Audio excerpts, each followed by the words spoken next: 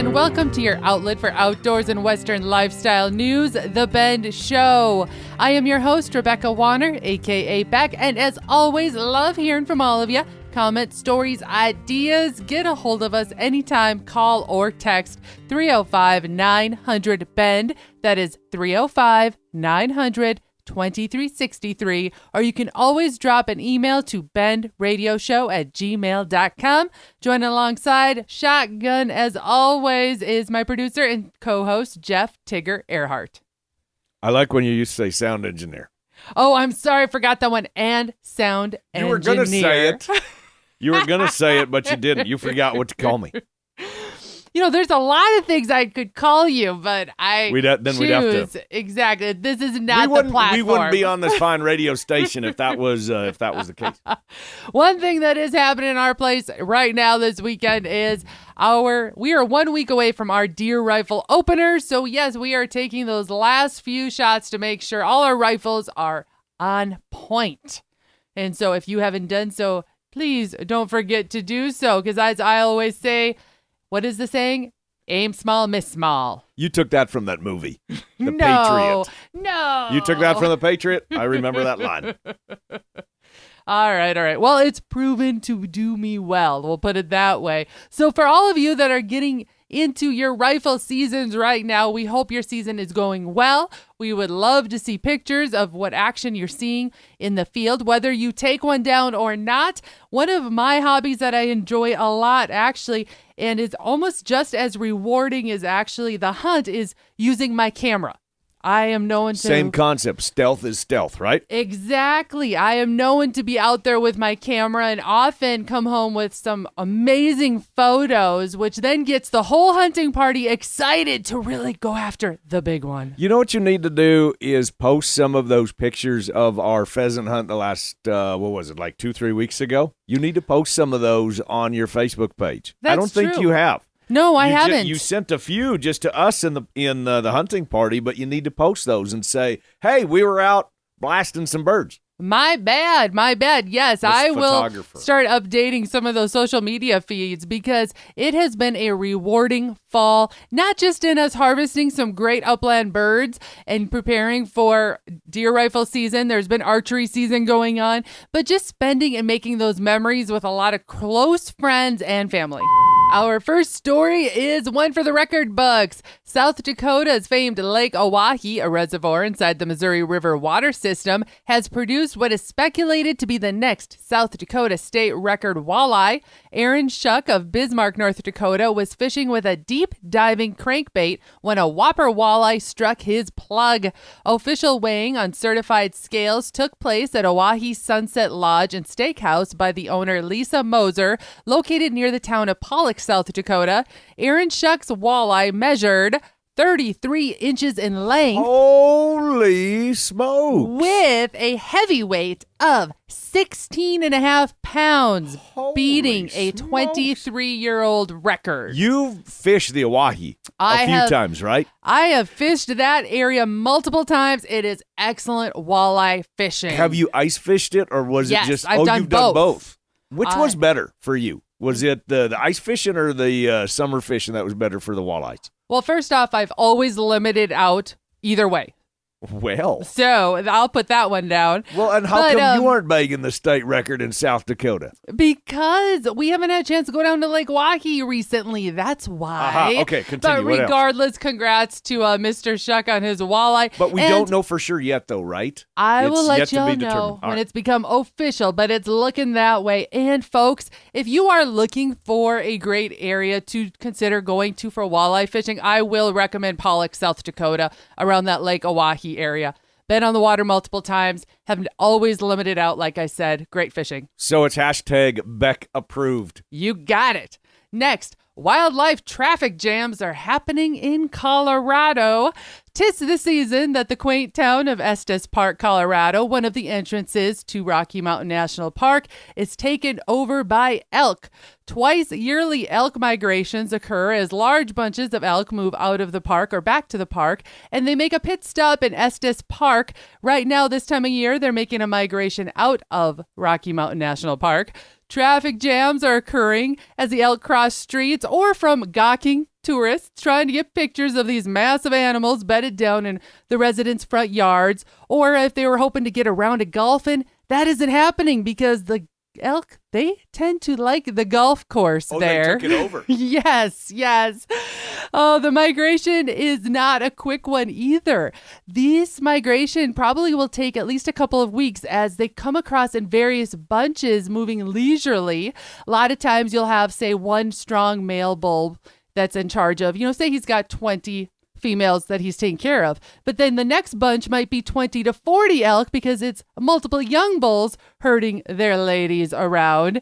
So it can become quite interesting because, yes, the rut is on, meaning that the bulls are a bit more aggressive too. So if you are planning any time to go to Estes Park, Rocky Mountain National Park, I got to say also, I recommend going there when a migration is occurring just to see a town covered in these massive animals. Get overtaken. Will they, I'm assuming that this is the case with elk, that they will become familiar with humans around. They'll get used to traffic, I'm assuming, just kind of like anything else. Yes, because this has been happening, like you said, for a very, very long time. Many years. And the so people it's just that part of their deal. reside in Estes Park, they are used to their front lawns being covered in elk. They're used to the golf course being overtaken by the elk. Because isn't it a lot of people, they'll wake up in the morning and their front yard is literally covered in elk? Well, and there's a bunch of cows that are laying down and there's a bull that's grazing. And I'm glad you brought that up because if you head to our website, thebendshow.com, I've got videos of the elk taking over Estes Park, and that's exactly what it looks like. It looks like a full yard solid of these bodies of elk. It's not flamingos, it's elk. But of course, like I said, the rut is occurring, which means we all know that the bulls are more aggressive. And if you're a tourist or not coming through that town, everyone is aware of this. And it's not one of those things where you want to go up and pet the fluffy cow like we joke about buffalo. Same thing occurs with the bull elk. You don't want to be coming up near them when they're in that kind of a mood, if you get what I mean. Crew, the show is rolling and it's not going to stop. We're going to take a quick little break, but when we come back, we're talking man's best friend.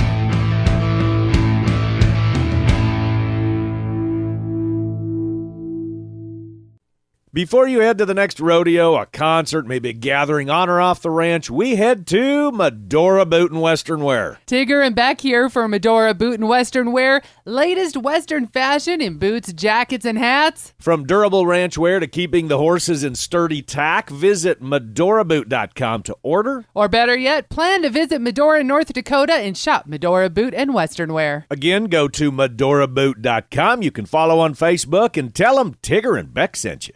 This is Beck. First, I appreciate all of you for listening and making The Bend part of your week. Many of you have asked, how do I catch past episodes? The answer is super easy. Head to thebendshow.com and click on the shows tab. There you can listen to every episode all the way back to episode 1. Podcasters, head to your favorite podcasting app and search The Bend. You'll find us. Be sure to follow and subscribe and never miss another episode again.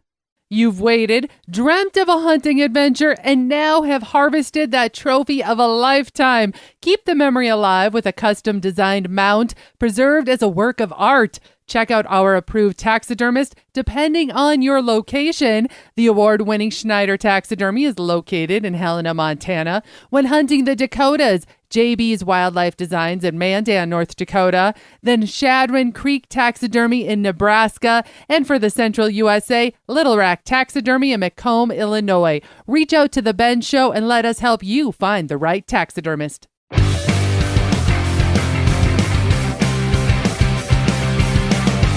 Welcome back to The Ben Show. You can email bendradioshow@gmail.com. You can call or you can text 24/7. You can leave a message. Send a text message, 305-900-2363. Did I get that right? 305-900-2363? You did a very good job. I can remember numbers, but I can't. Well, I shouldn't say that because I got to have your birthdays and all that stuff written down. All right, we are fixing to make some changes on our place of the four-legged kind. We'll get into that probably next weekend. And you wanted to talk about dogs. Yes. You said, I want to talk about dogs. You said, T-Man, that's kind of your deal. You're kind of lover of the four-legged kind. So I have if you will, this is a quiz / facts about dogs, because I know that you are a lover of them as well. And so I'm testing your knowledge. Oh, I thought I knew a lot about dogs. Okay. But there is a lot of this. So a lot of these are, did you know about dogs? So obviously we're making some changes to our kennel, if you will. Here's the first one. Did you know that dogs can sense time? Time. I would say yes, I did, because they seem to know when to eat. They know when it's their dinner time. That's exactly right. A regiment. They can actually kind of know the difference between if it's 1 hour or say like 5 hours or 10 hours. And a lot of that is because of routine. But they can identify the difference between the two. So yes, they can actually kind of predict future events like feeding time, or I get to go out and play, or I get to herd cows, or we're going hunting, or whatever the case is. Did you know? So true or false, maybe on this one, that your dog can smell your feelings. Smell your feelings. Smell your feelings, not sense your feelings like a horse could. I'm talking smell your feelings. I have never heard of that term, so I'm going to say false. No, this is true. Oh, This is absolutely true. And I don't want to start splitting hairs with everybody about dogs, because everybody's got their favorites and what they do and training and all that. But the fact that your dog's sense of smell is approximately 100,000 times better than yours. And they can, in fact, smell such things as fear, because if you are fearful or if you're stressed, you will start to perspire, and your dog can pick up on that. Something is afoot. So it's not the actions you're doing. They can smell it. Oh, that's impressive. They can absolutely smell it. And you know that dogs can detect cancer. Yes, I do know that You've one. Heard that many times. They can detect cancer. Yes, the sense of smell. Interesting on this one. Did you know that 3 dogs survived the Titanic of 1912? Yes. What? 3 dogs actually survived. This is incredible. There was one was a Pomeranian puppy that a gal wrapped in a blanket, pretended it was her, that she was carrying a baby. Oh my gosh! And survived. There was another Pomeranian and a Pekingese that were all rescued. I had no idea. So move over, Rose and Jack. Right? I mean, there's room on that raft for the dogs. I honestly don't know how I feel right now about that. I mean, this was crazy. Okay, how do dogs sweat? Oh, through their tongue. Yes. Am I right? Yes, that was a guess. Yes, they pant to cool themselves. You knew that. I winked at him. The tallest dog in the world that holds the Guinness World Record, 44 inches tall. What was the breed? Think of the big breeds of dogs. I'm thinking of like a Pyrenees or something like that. Great Dane. Oh, that would make sense. Yeah, a Great Dane. Yeah, okay. Named Zeus, measured 44 inches tall on October 4th, 2011. Now, speaking of dog breeds, and again, I had to look this up because I thought I knew a lot about dogs, and I found out that I know very little about dogs. There's a lot of information out there.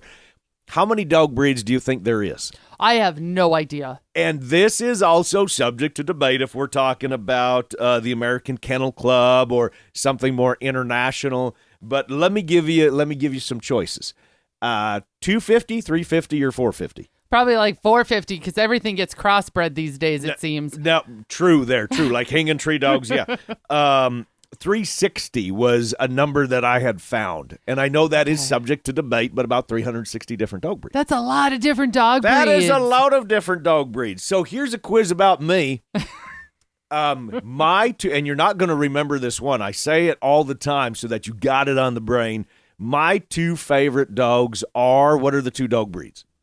Oh, it's going to be what we have outside right now, which is the Border Collie. Right, the Border Collie. And then I was going to say probably a hanging tree or something like that. Oh, gosh, you're close on that. What is part of the breed of the hanging tree? It starts with a K. Kelpie.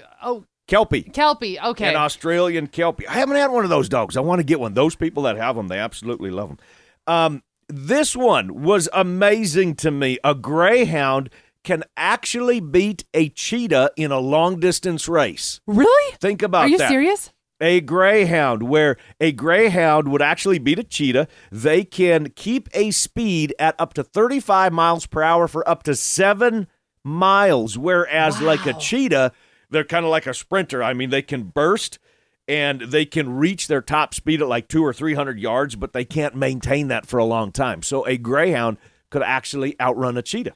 Now it makes all the sense in the world why the Greyhound buses have that as their animal mascot. Has nothing to do with it, Beck, but way to go. I've tried, all right? Greyhound buses used to go everywhere. All right, think of this one. You enjoy the movie, the series Star Wars. Not as much as me. I'm a Star Wars fan. I like the early Star Wars, the originals. Okay, so think of, I don't know which episode it is, Star Wars. It's Return of the Jedi. And what are the little bear guys? What are those called? Ewoks. I love them guys. Ewoks. They are actually based off of George Lucas's dog. Are you serious? That's what the speculation is. They are based off of George Lucas's dog. I had no idea, but I do. I love the Ewoks. Now, you mentioned hanging tree, and that is a herding class, right? Yes. Do you know how many different classes of dogs there are according to the American Kennel Club? Do you know how many there are? I believe there are like 6 or 7. There are 7. The working, herding, hound, sporting, non-sporting, terrier, and toy. And what comes on Thanksgiving every single year? The National Breed Show? National Dog Show. National Dog Show. Every single year on NBC. So there are some fun little facts for you about the four-legged man's best friend, as they say. And yes, we are forced to make some changes to our pack. Is that the right word? Yes, our pack. It's not necessarily our herd. I'm thinking call it herd. But yeah, we're being forced to make some changes. We're going to tell you about that next week. That's going to be a tough one, and that's going to be a controversial one. Oh, my gosh. I got to say, Tigger, this has been a lot of fun. Did you like about it? Man's best friend, and it wasn't all surrounded around hunting. I liked how you shared other aspects of it. All right, crew, we're going to keep her rolling. The Ben Show will be back right after this short break.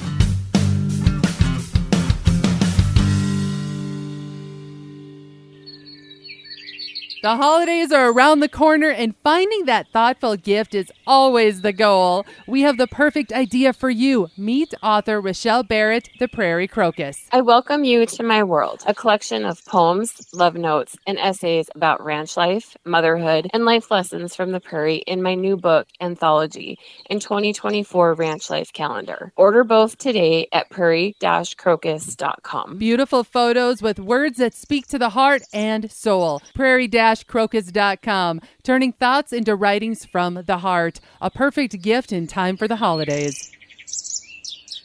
Howdy, this is Sean McCoy with Mickey's Mustard. I want to simply say thank you, everyone, for ordering and supporting our family-owned business. If you haven't ordered any yet, give it a try. Mickey'sMustard.com. MICKEYS mustard.com. More than just a mustard, made in Texas and fat-free to boot. Mickey's Mustard. Thanks, y'all. Hey, thanks for calling in, Sean. Crew, it's really good. Are the Florida Keys calling your name? Have you dreamed of catching exotic mahi-mahi, red snapper, sailfish, grouper? Blue Water Girl Charters can fulfill your dreams of saltwater fishing excitement. Book today, full or half-day charters. Let Blue Water Girl Charters make your dreams a reality. Blue Water Girl Charters. Follow on Facebook for booking and more information. Blue Water Girl Charters. Catch dinner and memories.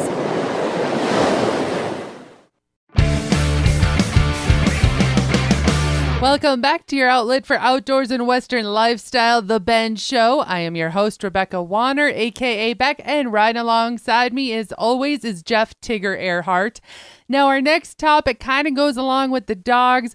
We're talking about wolves. The wolf debate is growing as Colorado prepares to reintroduce gray wolves along the Interstate 70 corridor near Vail, Colorado. Discussions are becoming heated. We'll put it that way. The debate circulates on how management will occur for a predator that can travel as much as 30 miles a day or more, posing threat to livestock and pets. The neighboring state, Wyoming, has much different laws, those almost as though you're entering a whole other country when it comes to wolves. In Wyoming, for example, wolves are considered predatory animals and may legally be harvested without a license if found near livestock or pets, for example. However, Colorado's current laws are protected under state and federal endangered species laws, meaning killing a wolf in Colorado can lead to a criminal investigation, fines up to $100,000, and jail time. People defending themselves or ranchers protecting herds must work with state parks and wildlife departments to investigate a situation.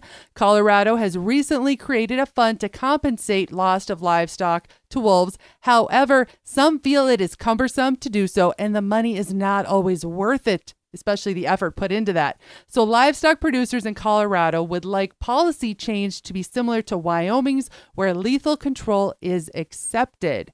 Can I jump in here on this one? Please Because do. You're talking about the whole livestock deal. This has been a very, very hot debate for a number of years because, like you said, Wyoming and Colorado, it's like being on two different countries because they have two very, very different laws. But there needs to be some common ground because when a lot of times these animals go unchecked, that's when you start running into problems and they start posing a risk, like you said, for livestock or for farm dogs or pets, different things like that. And there's a lot of people that they sit back and they look and they, oh gosh, he's majestic. Yes, that wolf is, but if they are left unchecked, it's almost like a weed. I mean, it's anything. If they are left unchecked and are allowed to run rampant, that's exactly what happens. So I'm glad you're bringing this up. Well, and when you think about this, even with a deeper thought on it, many of these ranchers that are already up in the area where they plan to introduce the wolves, they say, the wolves are already here. Right, we don't exactly. need you to bring in more. Exactly. That is the problem. And they're also saying, thanks to them, not thanks, but because they are bringing in more wolves, now they're having to increase their sheepdogs, for example, increase their numbers of animals to protect said animals, as well as bring in donkeys, try to use other forms of livestock to protect their already fed livestock, which increases, of course, costs onto these ranchers. And there's no way to make that fair. Why are they having to protect their herds from something that poses a threat to their livelihood? Sorry, I didn't mean to step on you there. What do you think about this? I know there's a very controversial topic. Beck, give them the number that they can text. I really want to hear from some different listeners and hear what their thoughts are and potential solutions. Yes, please. We would love to hear your thoughts. You can call and text 305-900-2363. Again, that's 305-900-2363. All right, moving forward, here's Rochelle Barrett. She's got some thoughts for y'all. If you want to be miserable, you'll find a million reasons to be miserable. There is no shortage of things to be outraged about in our world. It's easy to let everything get under your skin and ruin your day, your month, your year, or your whole life. But if you want to be happy, you'll look for reasons to be happy. Focus on what you want. Just like when driving, where you focus is where you go. If you're bent on being offended and mad at everything, well, let me remind you that you're going to have an awfully sad, lonely life because most people have their own troubles and don't want to be around angry, miserable people. If you're willing to tune out the noise and be present with those you love, I'm pretty sure you'll be far better off. Every day is a choice. Every choice is a seed that gets planted for tomorrow. Are you planting a good crop or just a bunch of weeds? It's all your choice. Life is too short to be angry all the time. Be thankful for what you have, be happy, and let the rest go. Hi, this is Kim from Medora Boot and Western Wear, and wanted to let everybody know that we are now carrying our Watson boots. Our Watsons have an all-leather stacked heel, all-leather footbed, come in many, many different hides. There's ostrich, there's python, there's the rough out. We have all sizes, colors, and we'll be carrying them from here on out. And that is all, folks, for this week. Thank you to my producer, sound engineer. You hear that? And co-host Jeff Tigger Earhart. And remember, folks, to keep sending us any of your questions you might have. If you know of something spot-worthy for us to share, a recipe we need to try or test out. I know that Tigger's been looking for something new to try in the Dutch oven especially. So if you've got anything we think to... What are you talking about? You're looking for something new for me to cook in said Dutch oven. Maybe.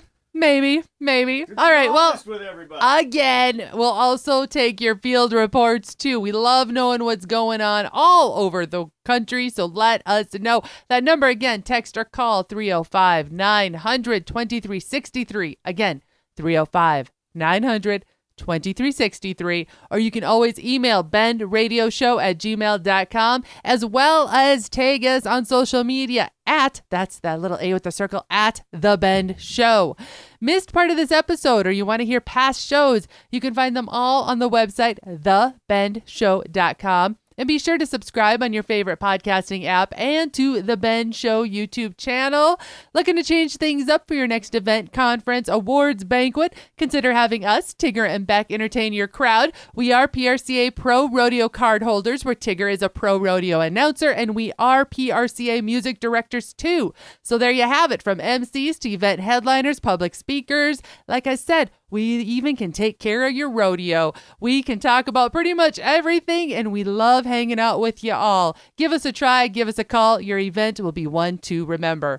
Thank you to our partners, Dye Outdoors, The Prairie Crocus, Medora Boot and Western Wear, Blue Water Girl Charters, Buckstorm, Little Rock Taxidermy, Mickey's Mustard, ToxicCalls.com, Wobble Creek Outfitters, Atlas Tracks, RFD TV, and Wrangler. Finally, a big thanks to all of you listeners out there that came along, and whether you're coming or going today, stay with us as we ranch it up. And remember to keep up with me, Beck, all week long by following The Bend on Facebook and on Instagram at The Bend Show.